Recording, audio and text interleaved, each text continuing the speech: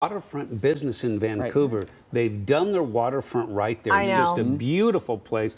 Portland could learn a lesson from what Vancouver's done. I totally agree. Yeah. So family friendly, Yes. a gorgeous walk. Beautiful. And speaking of walks, this is really the best time of year to grab a cup of coffee, walk around and see all of the fall leaves change. Is that happening yet It in is this happening. area? Okay. Yeah, a lot of folks are already starting to kind of see and hear the crunching of the leaves.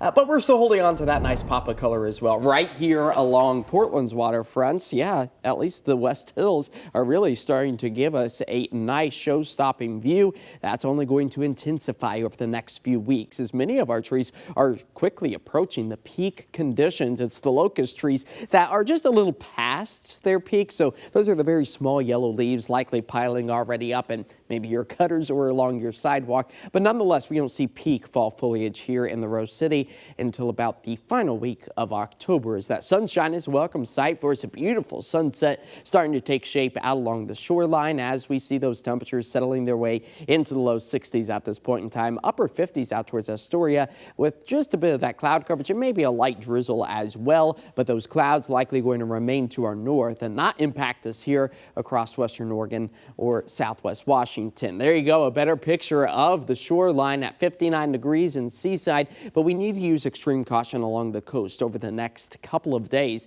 as beach hazard statements are once again put into place. That is the increased potential really from tonight all the way through Wednesday evening for sneaker waves. So staying off those rocks, jetties, and logs, that's going to be a must while never turning our backs on the ocean. As this ridge of high pressure is keeping skies relatively dry for us all the way into the middle of the week, we'll start to increase the clouds ever so slightly, but watch, we really start to get slammed with this latest trough of cooler air. Definitely going to be seeing some of the coolest temperatures we have seen so far this autumn season by the end of the week. And that also is really starting to take shape with an atmospheric river. So that's the tongue of moisture stretching across the Pacific from the state of Hawaii into western Oregon, southwest Washington, just in time for Friday. Not only bringing back those soaking rains, cooler temperatures, but also some gusty winds for much of our area. So we'll time everything out here with our future cast. Patchy fog to start the day off tomorrow with those calm winds, and then we'll trade that out for some high thin cirrus clouds. I do anticipate more sunshine than anything